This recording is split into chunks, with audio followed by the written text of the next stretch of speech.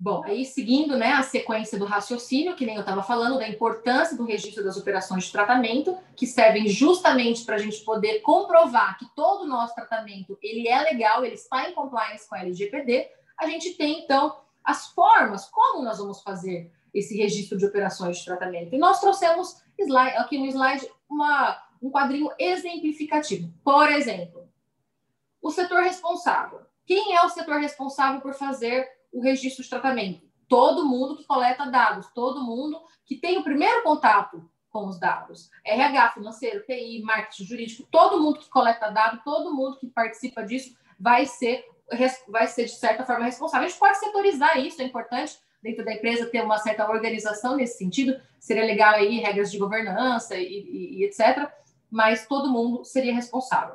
Atividade de tratamento. Qual seria a atividade de tratamento? Conjunto de operações, processos ou procedimentos automatizados ou manuais que envolvem a coleta, acesso, avaliação, modificação, transferência ou eliminação dos dados pessoais. Lembra do ciclo de vida? Perfeito? Finalidade. Descrição da finalidade explícita na qual o controlador de dados passa a realizar as atividades de tratamento de dados pessoais. Juliana, mas você já falou de tudo isso. Pois é, mas quando você for registrar as suas operações de tratamento, você tem que discriminar tudo isso. Você tem que escrever bonitinho. Por isso que é importante saber os conceitos, por isso que é importante você saber quais são as bases legais, por isso que é importante você saber como interpretar a base legal. Porque na hora que você for fazer o registro, você tem que escrever. Você tem que colocar lá tudo certinho. Entendeu? Próximo. Base legal. Você vai ter que colocar lá no seu registro de operações qual foi a base legal escolhida para aquele tratamento. Importantíssimo. Porque quem decide a base legal? Quem decide a base legal, quem toma as decisões é sempre o controlador. Só que ele não vai saber sozinho. Então, ele vai precisar de ajuda do TI, ele vai precisar de ajuda do advogado, ele vai precisar. Então, para instrumentalizar isso, é sempre uma equipe multidisciplinar. Mas precisa estar escrito qual foi a base legal que foi escolhida para aquele tratamento de dados. E categoria do titular de dados pessoais, clientes, funcionários, fornecedores, é importante. Por quê? Porque você vai ter que escolher o seu fornecedor, de agora para frente, de acordo com a política dele de proteção de dados. Então, você vai ter que controlar, você vai ter que fazer um registro de operação de tudo. As pessoas vão começar a escolher fornecedores de acordo com a política de proteção de dados dela. Tem algumas... Isso é mais comum na Europa, tá? Mas tem algumas empresas que só comercializam com outras empresas que têm o mesmo nível de segurança e proteção de dados que outras. O Brasil quase que perde um monte de coisa porque não tinha uma legislação. Você entendeu? E a gente só entrou na onda da proteção de dados porque começou a impactar no comércio. Então isso é muito importante. E é muito sério. É muita responsabilidade. As pessoas têm que ter essa noção, elas têm que saber como que elas escrevem, elas têm que ninguém vai poder mais sair pegando todas as informações das pessoas por acaso. Eu por exemplo, na minha área, no meu trabalho, até para processo, se eu não for usar aquele dado, eu nem pego. Ou se eu for protocolar, eu coloco como sigilo. Ninguém mais pode usar. O processo é público. E aí, se eu não coloco aquele documento como sigiloso, outra pessoa pode acessar. Olha a responsabilidade. Aí, daqui a pouco, começa a te mandar um monte de e-mail marketing por aí, você não sabe de onde que a pessoa pegou. Então, a responsabilidade nesses casos é muito grande. E ter todo o registro assegura, como eu disse, o controlador, o operador, o próprio titular de dados vai saber se ele quiser ter essa informação de como isso tem sido feito, entendeu? Então, é muito importante fazer isso, ok? Próximo.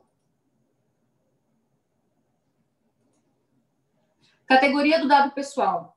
Isso aqui a gente vai poder categorizar.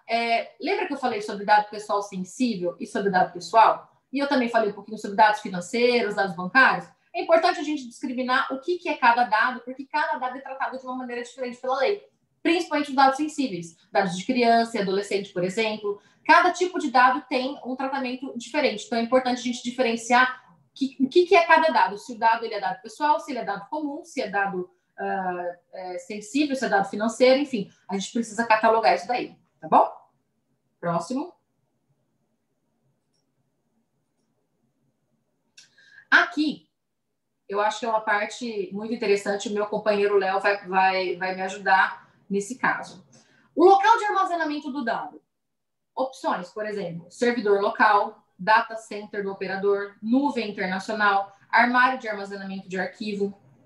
Gente, você tem que escolher a melhor opção que caiba no seu bolso, que caiba de acordo com a sua empresa, mas você tem que escolher uma opção segura. Você tem que escolher uma opção que cumpra os requisitos da lei. Não basta você colocar o dado ali, uma ficha numa pasta. Só isso não é segurança da informação. Você não está fazendo isso direito, entendeu? E é por isso que nessa parte eu vou chamar o meu companheiro Léo para falar um pouquinho melhor sobre esse slide e sobre o local de armazenamento do dado pessoal. Léo? Bom, pessoal,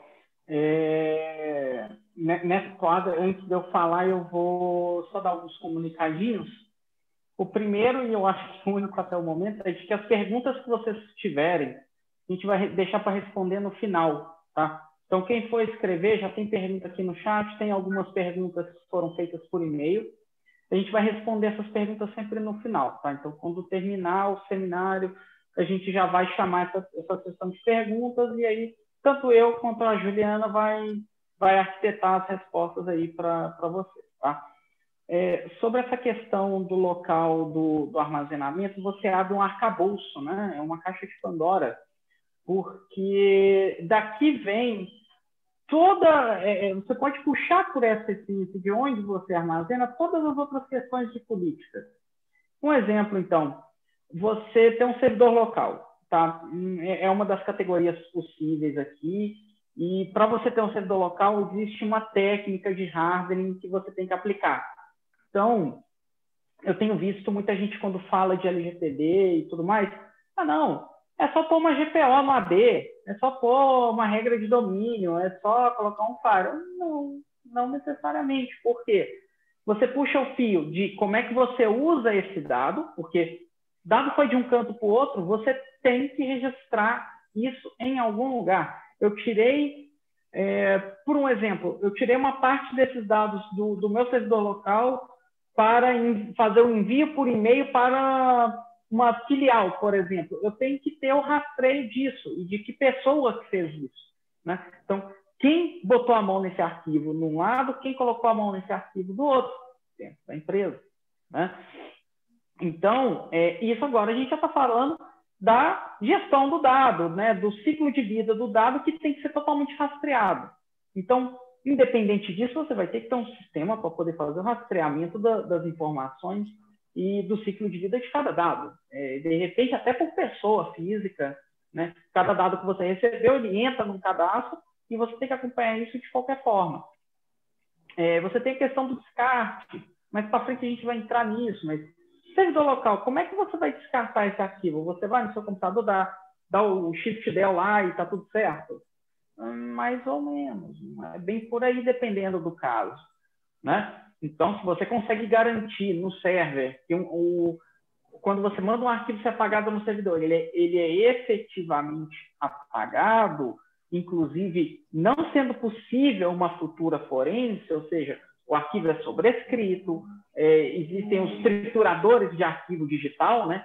Que ele pega aquele tamanho do arquivo e fica gravando lixo dentro dele até ele ficar totalmente embaralhado, aí você apaga, porque não fica remanescência do dado no disco. São especificações bastante técnicas do porquê que se usa essa técnica. Então, você já fala agora do apagar o dado, de como é que, não só como é que ele é armazenado, mas do ciclo de vida completo, inclusive de como é que você elimina. E como esse dado chega também. Ele chega por um cookie, ele chega por um cadastro no seu site, ele chega porque você mandou um ofício ou um documento online para a empresa. Então, esse local do armazenamento, ele acaba em todas as etapas, todas elas. E, de certa forma, mesmo os armazenamentos que não são digitais, né? Como as salas fichário, né? Que você vai, carrega dados impressos, né? Memorandos, contratos, ou coisas equivalentes para salas. E como é que você elimina? Você incinera? Você picota, como a Juliana colocou aí no começo, né? E como é que você rastreia isso tudo, né? Então, o detentor de um dado pessoal requer, não, eu quero saber onde é que esse dado meu aqui está. Eu quero saber o que você fez com ele. Você tem que saber a informação de onde ele está. Então, o local do armazenamento, ele se conecta, independente da escolha que for feita, com toda a cadeia do local de armazenamento, do ciclo de vida do dado, né? E aí, seguindo nos slides, né? Você tem essa questão da categoria dos dados que são tratados, né? Quem que vai alocar? Juliana talvez queira falar alguma coisa sobre essa questão do setor responsável, mas esse slide ilustra muito bem essa prerrogativa de você tem um setor que é responsável pelos recursos humanos, mas a infra de TI atua nesse equipamento. Ela atua aqui. Então, quem é a pessoa dos recursos humanos usa um computador, esse computador também tem que ter compliance, ele também tem que ter regras. Então, no computador do recurso humano, você tem um computador que permite o uso de pendrive, por exemplo. Aí a pessoa vazou esse dado. Ela copiou, né? Então, você tem as implicações todas para a parte de recursos humanos, mas existe uma negligência da área que cuida desse armazenamento. Por quê? O dado está no servidor local, mas agora ele está no pendrive, né? Então, toda essa cadeia precisa ser observada quando você fala de como implementar uma solução e como se adequar ao compliance de LGPD. Aí eu vou deixar também para a Juliana, se você quiser complementar um pouquinho nesse slide. Então, aqui é muito interessante tudo isso que você está falando sobre a empresa. Por quê? Porque o TI ele vai atuar em várias áreas, mas é muito importante que seja feito um documento, a gente sugere que seja um manual de procedimento, termos de sigilo, ações de governança na empresa, justamente para que cada pessoa envolvida nessa cadeia saiba como proceder em todas as situações que possam acontecer, entendeu? Por exemplo, a gente não pode ter um dado em algum lugar e a gente não saber como que ele foi para lá ou que tenha se distraído, que nem a questão do pendrive. Essas coisas elas têm que ficar arquivadas e as pessoas, se isso cair em mãos erradas, por exemplo, têm que ser responsabilizadas. Então, a gente precisa de manuais de procedimento para as pessoas entenderem as questões de segurança, né? A gente tem que ter a questão corporativa, né? A cultura organizacional da empresa tem que ser outra. A partir do momento que a gente fala em segurança da informação, todo mundo tem que estar alinhado. Do porteiro até o presidente. Todo mundo tem que saber como proceder em todas as cadeias do ciclo de vida do dado pessoal. Minha contribuição nesse sentido seria essa. E vamos dar sequência mais um pouquinho no próximo slide, que a gente estava falando. A transferência internacional. O país terceiro ou organização internacional deve ser identificado juntamente com a atividade de tratamento. Eu falei agora há pouco sobre o GDPR e sobre algumas empresas exigirem nível de segurança da informação e proteção de dados de outros países justamente para poder contratar. É mais ou menos isso. A transferência internacional, a gente está falando de nuvens internacionais, a gente está falando de ofertas online, a gente está falando de todo o tráfego internacional de dados que pode ser feito de alguma forma, contratos, compra e venda, por exemplo. Tudo isso tem que estar de acordo com a LGPD, tanto do país que está contratando, como do país contratado. A gente tem que sempre lembrar que tem que ser ponta a ponta. E a categoria de destinatários operadores são para quem os dados pessoais foram ou serão divulgados, incluindo destinatários em países terceiros ou organizações internacionais. O compartilhamento internacional de dados ele fica muito, muito mais interessante para quem trabalha com provedores, né, e para pessoas nuvens e tudo. Eu acho que a gente pode até pensar, talvez, em fazer um webinar sobre isso mais para frente, que são questões mais técnicas que ficaria para um próximo momento. Mas é sempre importante a gente lembrar que quando a gente fala em transferência internacional, a gente tem que sempre priorizar países com o mesmo nível de segurança, tá? Senão a gente responde por qualquer coisa que aconteça na cadeia do dado, tá bom?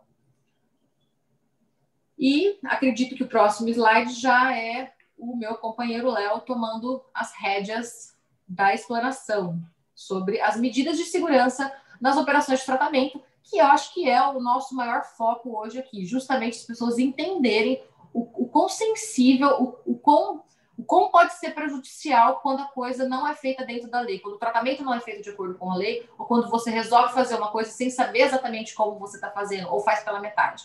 Entendeu? A segurança da informação, em termos de LGPD, além do poder da pessoa do titular de dados, eu acho que seria, então, o segundo lugar. Porque tudo o que nós fazemos hoje, a LGPD só veio para trazer segurança. Então, as medidas elas têm que ser tomadas. Léo, com você.